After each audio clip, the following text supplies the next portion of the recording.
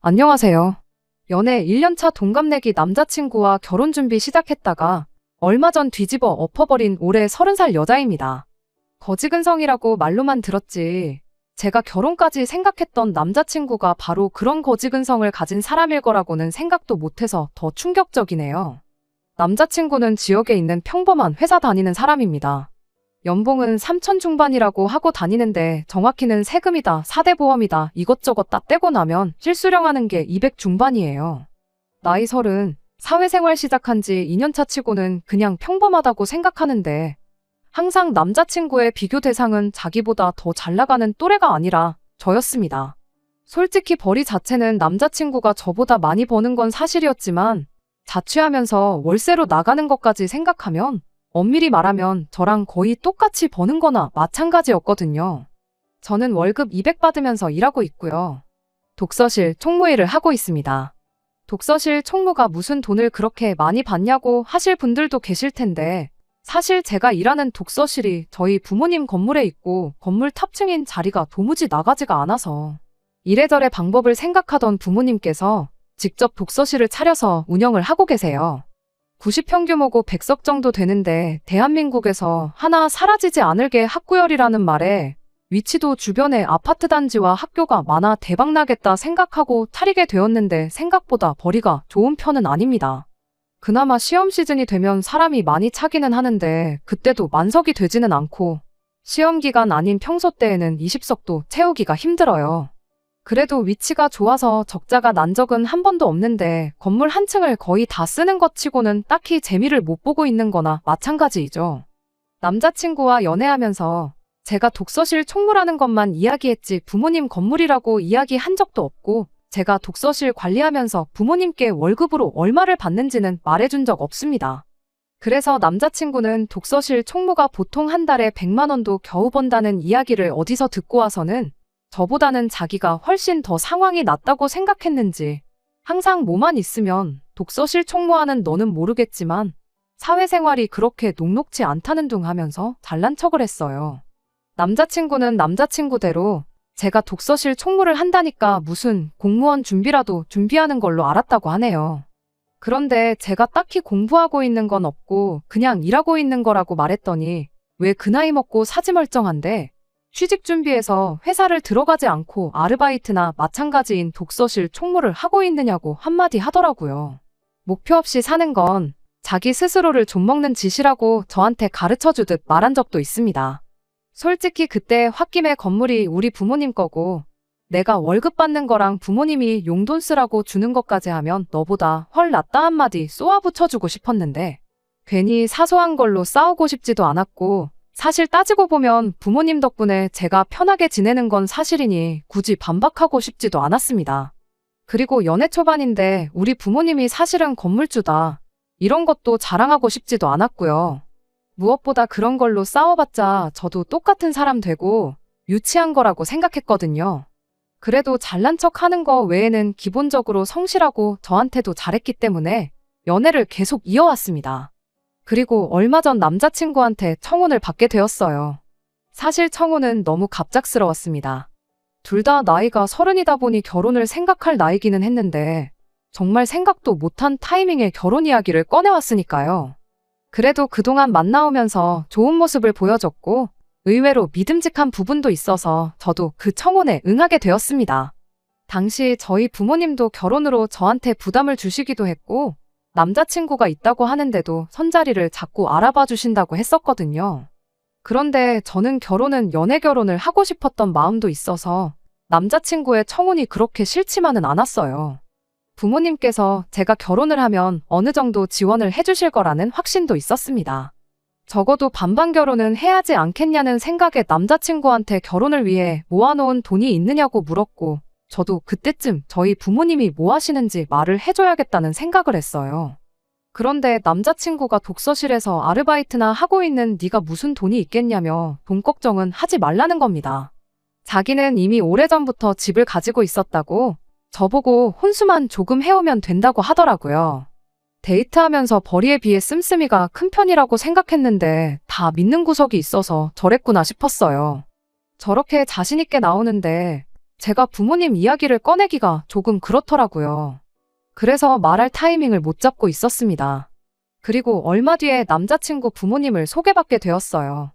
남자친구 부모님은 지하철을 타고 거의 끝까지 가서 거기서도 마을버스를 타고 10분은 넘게 들어가야 있는 주택가에 위치한 2층짜리 단독주택에서 살고 계셨습니다. 2층은 남자친구 부모님이 살고 계시고 1층은 현재 세를 주고 있다고 하더라고요. 소음에 예민한 사람들이니 계단에서부터 조용히 올라오라고 저한테 말을 해주길래 그래서 알게 되었습니다. 남자친구 부모님은 저를 따뜻하게 맞아주셨어요. 저희 부모님에 대해서 물어보시면 그때라도 말을 할까 했는데 따로 물어보시지도 않더라고요. 이야기가 다 끝나갈 때쯤 남자친구 어머니께서 아랫집에 사는 사람들이 올 11월은 돼야 집을 비울 거라고, 그러니 결혼 날짜는 그 이후로 잡는 게 좋겠다고 하셨습니다. 저도 당장 번갯불에 콩 구워 먹듯 결혼식을 올릴 생각도 없었고 알아봐야 할 것도 많아서 결혼식은 내년 초쯤으로 생각하고 있었거든요. 그런데 제 결혼식과 아랫집에 새들어 사는 사람들이 도대체 무슨 상관이 있나 싶었습니다. 그러니 남자친구 어머니가 하는 말이 그래도 결혼식 올리고 나서 지낼 곳은 있어야 하는 거 아니냐고, 11월은 돼야 아래층이 비고 수리는 못해도 도배랑 장판은 새로 해주시겠다고 하시는 거예요. 남자친구가 집이 이미 있다고 했는데 그 집을 두고 신혼살림을 굳이 1층에 차릴 이유가 있느냐고 제가 물어봤어요. 그랬더니 남자친구가 중간에 껴들고는 집이 준비되어 있다고 했던 게 자기 명의로 되어 있는 집이 아니고 바로 이 집 1층이라고 하더라고요. 더 이야기했다가는 남자친구 부모님 앞에서 큰 싸움으로 번질 것만 같아서 인사드리고 자리 마무리하고 밖에 나와서 따로 이야기를 했습니다. 사실 남자친구한테 따로 집은 없었고 애초부터 부모님 집 1층에 살림 차려서 부모님과 한 집에서 같이 살 생각을 가지고 있었던 겁니다. 남자친구한테 그럼 처음부터 집이 있는 게 아니라 부모님 집에 얹혀서 살 계획이라고 말을 해주지 그랬냐고 따졌어요. 그러니 남자친구가 한다는 말이 1층이랑 2층이랑 따로 분리된 공간인데 그게 왜 얹혀 사는 거냐고, 엄연히 서로 다른 집이라고 하는 겁니다. 지금도 새들어 사는 사람이 있는데 그 사람들이 지금 따로 살고 있는 거지 우리 부모님 모시고 사는 게 아니지 않냐면서 궤변을 늘어놓더라고요. 같이 살고 모시고 살고 그런 걸 다 떠나서 부모님 댁 위치가 솔직히 마음에 들지 않는다고 했습니다. 종점에서 한참 더 버스를 타야 하는데 그러면 차 없는 제가 독서실 출퇴근하기도 너무 힘들지 않겠냐고 했어요.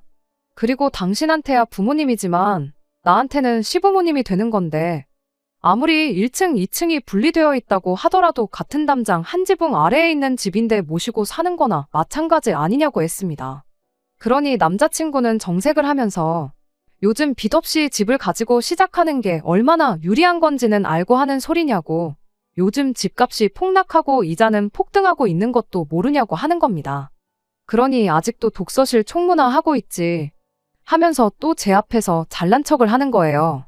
그것도 직장이라고 출퇴근 걱정을 하냐고, 결혼하면 출퇴근 할 필요 없이 그냥 밥하고 빨래하고 하면 되는 거 아니냐고 하는 겁니다. 은연중에 저보고 시부모 모시고 살면서 집안일 하라는 속마음까지 뱉어버린 거예요.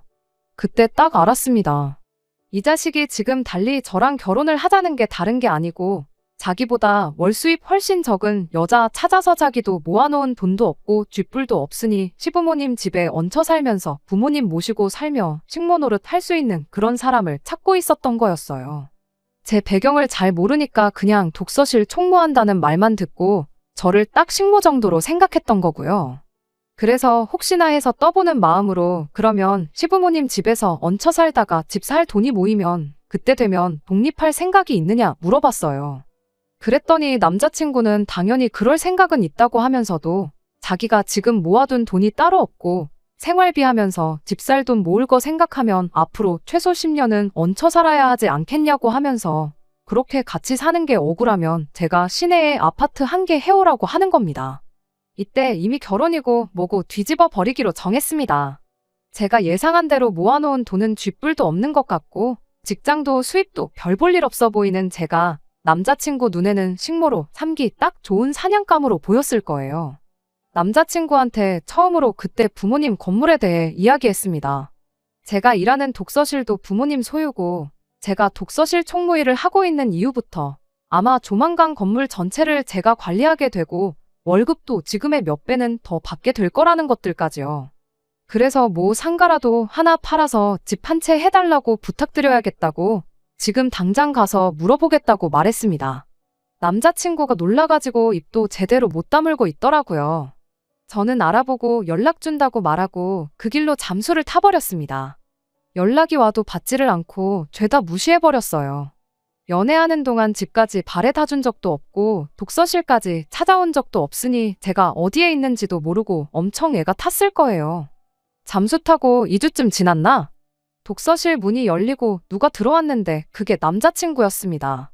드디어 찾았다고 하면서 왜 이렇게 연락이 안 됐냐고 한참 찾았다고 제 눈치를 보면서 말을 걸더라고요.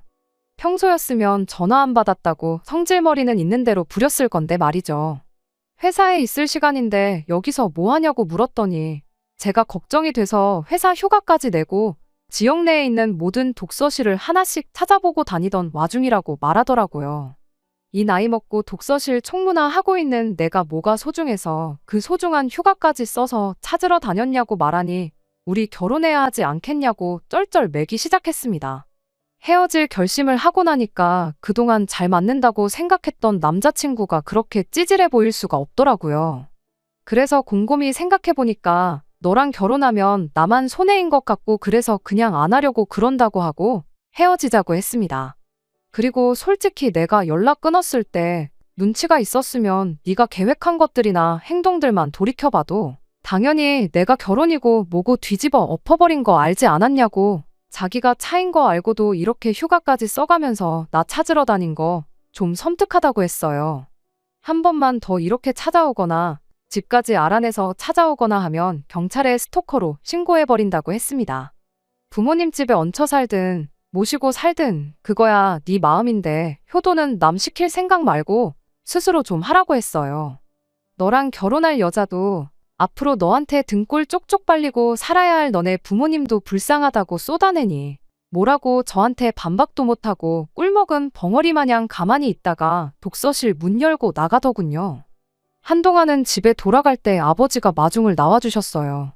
그래도 요즘 세상 흉흉한 게 있으니 혼자 집에 가긴 무섭더라고요. 다행히 한 달 동안 별일 없었고 그 뒤로도 연락도 없고 나름 안전이별했다고 생각합니다. 독서실은 지금 공용 오피스로 새로 개업을 하려고 알아보고 있어요.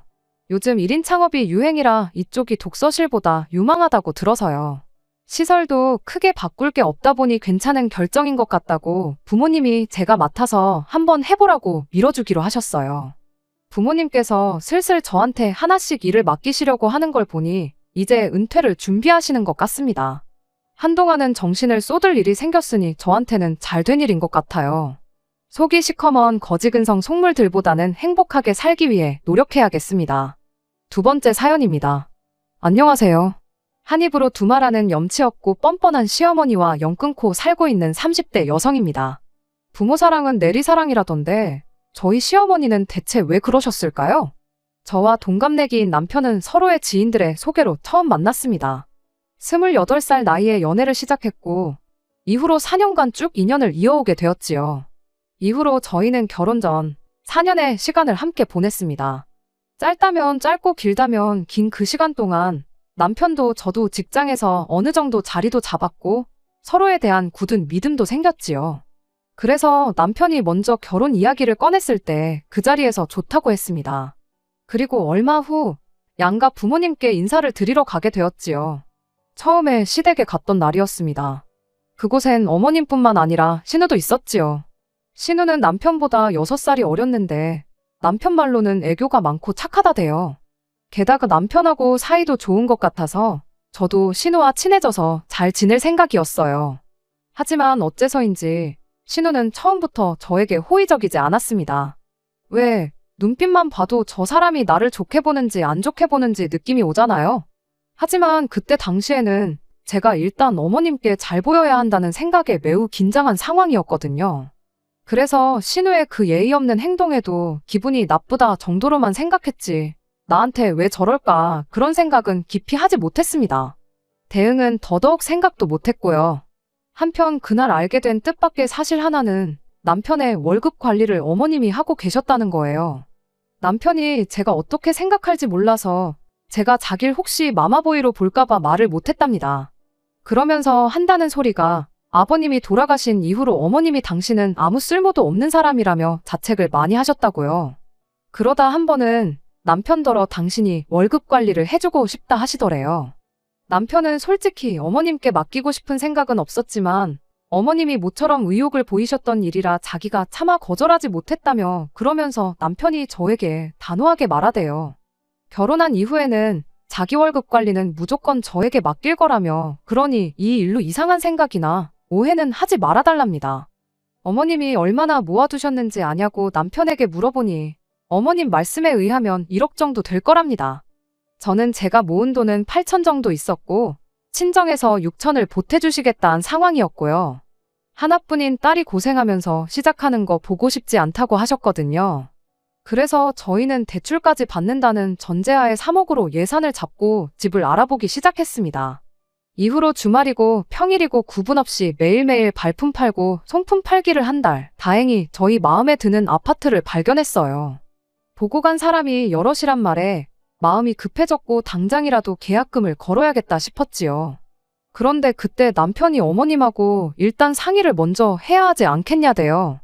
덧붙이기를 꼭 어머님 말씀을 따르자는 건 아니지만 그래도 상의하는 척이라도 해야 제가 어머님께 점수 좀 따지 않겠냐는데 그 말이 듣기에 좀 거북하기도 했고 마음은 마음대로 바빠서 내키지가 않았어요. 하지만 하도 남편이 저를 위해 그런다는 식으로 말을 해서 결국 남편 말대로 하게 되었습니다. 대신 저는 주말에 이미 약속이 있었기에 남편 혼자 어머님을 만나 뵙고 오기로 했지요. 하지만 남편이 어머님을 만나고 온 그날 밤, 전 정말 충격적인 이야기를 듣게 되었습니다. 저도 남편에게 전해 들은지라 정확히 어머님과 남편 사이에 무슨 대화가 오갔는지는 몰라요. 하지만 분명한 건 1억이란 돈은 없다는 사실이었지요. 그럼 얼마나 있는 거냐니까 4천 정도 있는 것 같대요. 나머지는 다 어디에 쓰셨대냐고 물으니 자기도 똑같이 여쭤봤는데 하신다는 말씀이 다 먹고 사는데 썼다고 그러시더랍니다.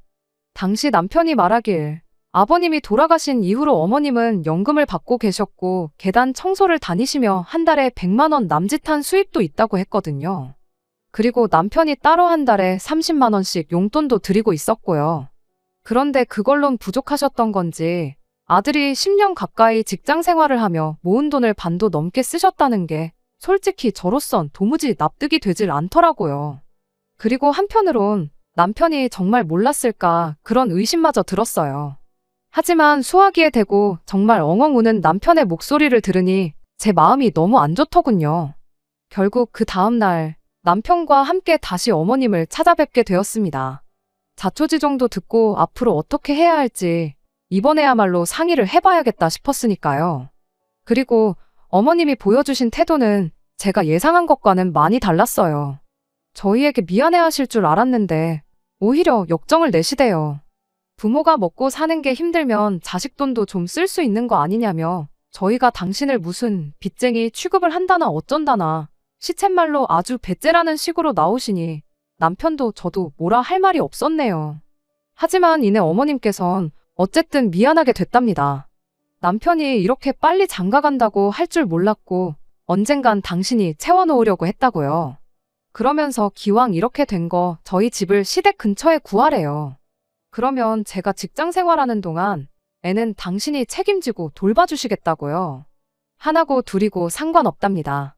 그러면서 요새 애 봐주는 사람들도 한 달에 몇백씩 줘야 한다는데 당신한테 맡기면 저희도 돈을 아낄 수 있으니 좋지 않냐고. 사실 그 무렵 제가 아는 언니 애가 어린이집을 다니다가 큰 사고를 당했거든요. 그래서 저도 당장은 아니더라도 아이를 낳게 되면 어떻게 해야 하나 고민이 많았네요. 그런데 마침 어머님께서 먼저 아이를 봐주겠다 하시니 그 제안이 솔깃하긴 하대요. 남편도 제 눈치를 살피는 것 같고 그래서 일단 생각해보겠다 했습니다. 처음 며칠 동안은 친정 부모님께 말도 못하고 고민을 많이 했어요. 파혼도 생각을 안 한 건 아닌데 남편하고 사이는 좋았고 청첩장까지 나온 마당이었으니 차마 용기가 나지 않았지요.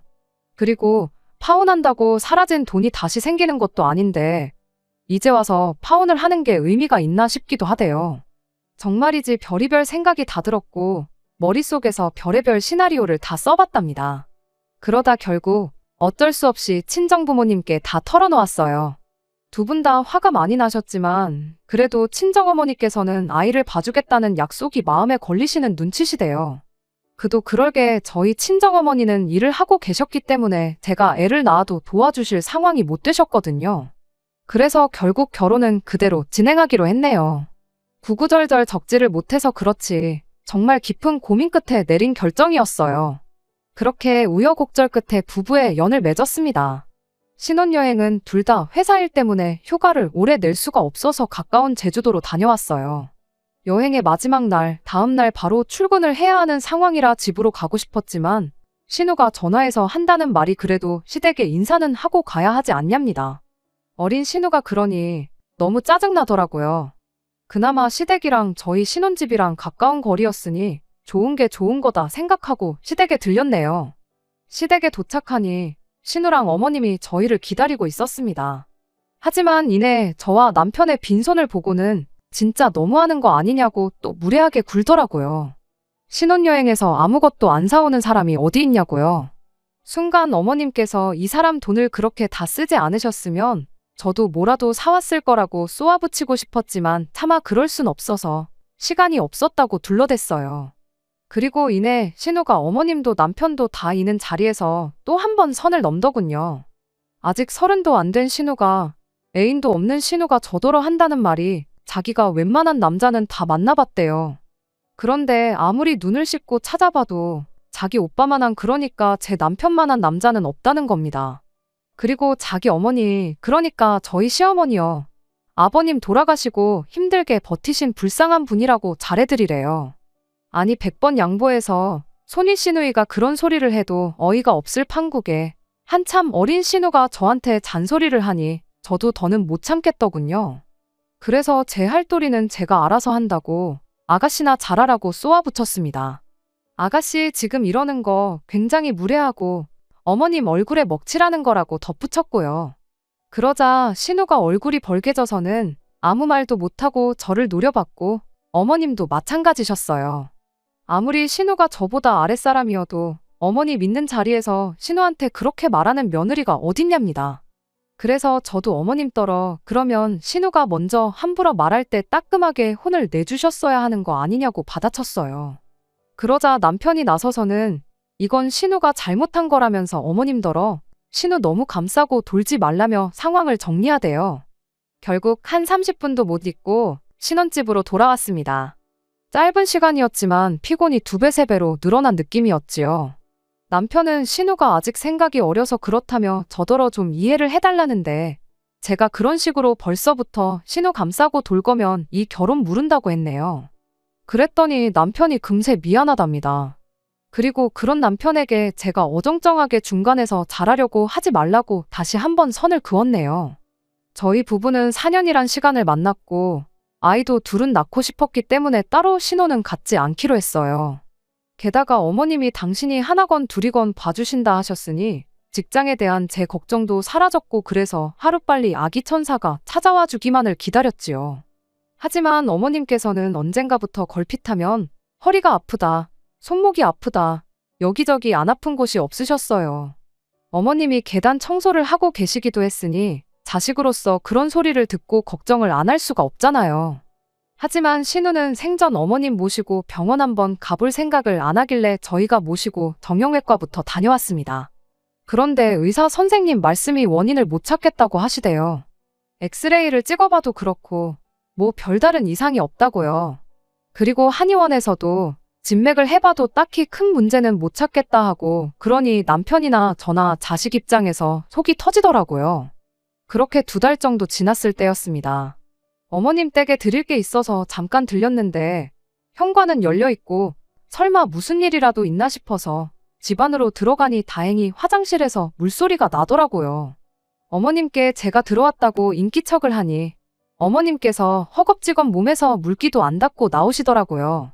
그리고는 저를 막 밀어내시는데 순간 생각지도 못한 물건을 보게 되었습니다. 그건 바로 골프채였지요. 골프채 한두 개가 아니라 세트에 집안에서 연습할 수 있는 인조잔디 매트까지 거실에 나와 있더라니까요. 순간 배신감이 들더라고요. 저를 밀어내는 어머님을 향해 버티고 서서는 저게 다 뭐냐고 물었습니다. 여기저기 안 아픈 데가 없으신 양반이 이게 다 뭐냐고요.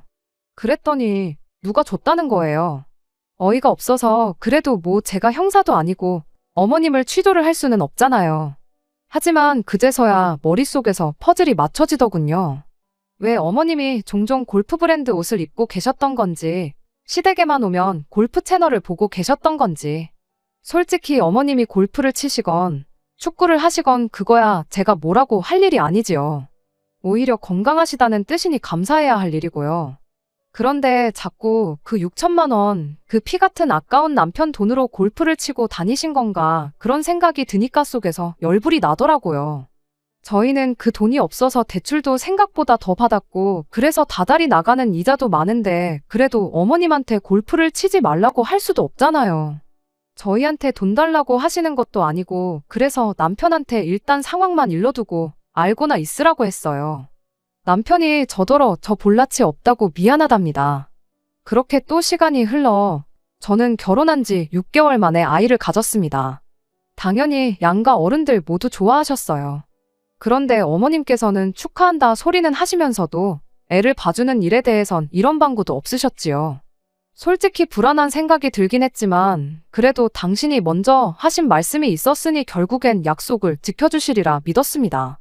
그러다 출산일이 다가오면서 제가 회사에 출산 휴가를 냈는데 문제는 그때부터였어요. 어머님도 여기저기 쑤시고 아파서 맥을 못 추시겠다며 무조건 입원을 하시겠다고 고집을 피우셨거든요. 그런데 병원이 뭐 입원시켜달라고 무조건 해주는 게 아니잖아요. 결국엔 입원은 못 하시고 그저 저희 볼 때마다 앓는 소리 죽는 소리만 해대셨습니다. 어머님의 꾀병이 심각해진 무렵 전 예정대로 건강한 아이를 낳았습니다. 그리고 출산휴가도 끝을 향해 달려가고 있었지요. 육아휴직을 쓸 수도 있었지만 그랬다간 제가 복귀를 했을 때 제 자리가 남아있을지 솔직히 확신이 들지 않았어요. 그래서 남편과 상의 끝에 어차피 어머님이 봐주신다 했으니까 회사에 복귀하는 쪽으로 결론을 내렸네요. 그런데 그 소식을 들으신 어머님께서 노발대발 난리가 나셨습니다. 회사에서 멀쩡히 휴가를 주는데 왜 안 쓰냐면서 기어이 늙은 시애미를 고생을 시켜야 직성이 풀리겠냐고요. 황당해서 어머님이 먼저 애를 봐주겠다 하시지 않았냐. 그래서 집도 시댁 근처에 구하라 하셔놓곤 이제 와서 왜 딴소리를 하시냐고 저도 받아쳤습니다. 그랬더니 어머님께서 사람이 어떻게 약속을 다 지키고 사냐대요. 약속은 원래 깨라고 있는 거라나요. 초등학생들이나 할 법한 소리를 하시는 어머님을 보고는 더 이상 대화를 할 가치가 안 느껴지대요. 그래서 알겠다고, 안 맡긴다고 대신 저희 애 볼 생각은 꿈도 꾸지 마시라 소리를 질러버렸네요. 하지만 어째서인지 제 눈에선 눈물이 쏟아졌습니다. 분하고 서운하고 여러 가지 감정이 들었거든요. 제 자신이 바보 같기도 했고 돈 생각도 나고 그냥 복잡했어요. 그런 저를 본 남편도 생각이 많아진 듯 했습니다. 그러더니 어머님더러 그러면 그냥 6천만 원 달라고 하더라고요. 그 돈 대신 애 봐준다고 해서 넘어간 건데 이렇게 나오시니 참 곤란하다면서 그냥 자기 몰래 쓴 6천만 원 달라고 그래야 나도 처갓집에 면이 서지 않겠냐고 조용히 따지는데 제 남편이지만 무섭더군요. 그러자 어머님께선 당신을 갖다 팔랍니다. 먹고 죽을래도 6천만 원 없다고요. 그러자 남편이 알겠다면서 그러면 그냥 앞으로는 안 보고 살자고 그러대요. 자기 어머니지만 이렇게 이기적이고 뻔뻔한 양반인지 몰랐다면서 자식으로서 너무 실망스럽다고 서로 더는 보지 말고 살자는 말을 어찌나 담담하게 하던지 남편을 말려야 하는 거 아닌가 그런 생각까지 들었지요. 집으로 돌아오는 길에 남편이 저한테 정말 미안하답니다. 그러면서 일단은 육아휴직을 쓰자고 그러대요. 복귀를 못해도 이직은 할 수 있지 않겠냐면서 그냥 자기가 다 미안하답니다. 그런 남편한테 차마 뭘 따져 물을 수가 없었어요. 그리고 이후로 시댁과 연락을 하지 않고 지내고 있어요. 신우가 일방적으로 어머님과 자기 소식을 문자로 알려오긴 하는데 잘 읽어보면 돈 달라는 소리여서 적어도 저는 대꾸도 안 하고 있네요. 남편도 저한테 용돈을 받아 생활하는 입장이라 딱히 어쩌지는 못하고 있을 거예요. 아, 그리고 다행히 친정어머니께서 하시던 일을 정리하시고 육아를 도와주고 계십니다. 이제 한참 쉬면서 놀러 다니실 때인데 무슨 아이까지 봐주시냐고. 사람 구해 쓰면 되는 거니 그러실 필요 없다고 했는데 어머니께서 이쁜 손주 보는데 오히려 당신이 우리한테 돈을 주셔야 할 판이라며 걱정 말라고 하시더라고요. 어차피 사람을 써도 월급이 나갔어야 했던 거니 남편이 먼저 친정어머니께 그럼 매달 한 200만 원씩은 드리자고 해서 그렇게 하고 있어요. 어디 볼 일이 있거나 약속이 있으시면 그럴 때마다 일당으로 아이 봐주시는 분들 구해서 친정어머니 시간도 따로 챙겨드리고 있고요. 아이는 어린이집 보낼 나이가 되면 어린이집에 보내기로 했어요. 걱정이 되긴 하지만 남들도 다 보내고 있고 언제까지 친정어머니 도움만 받을 수는 없으니까요. 시어머니가 욕심을 조금만 덜 내셨더라면 약속만 지켜주셨다면 아마 똑같이 누리셨을 텐데 당장 골프장 몇 번 다니시려다가 그렇게 자식과 연까지 끊게 된 시어머니 언젠간 크게 후회할 날이 찾아오면 좋겠습니다. 끝까지 들어주셔서 감사합니다. 오늘의 사연은 여기까지입니다. 구독과 좋아요, 알람 설정 부탁드리고 더 좋은 사연으로 다시 찾아뵙겠습니다. 감사합니다.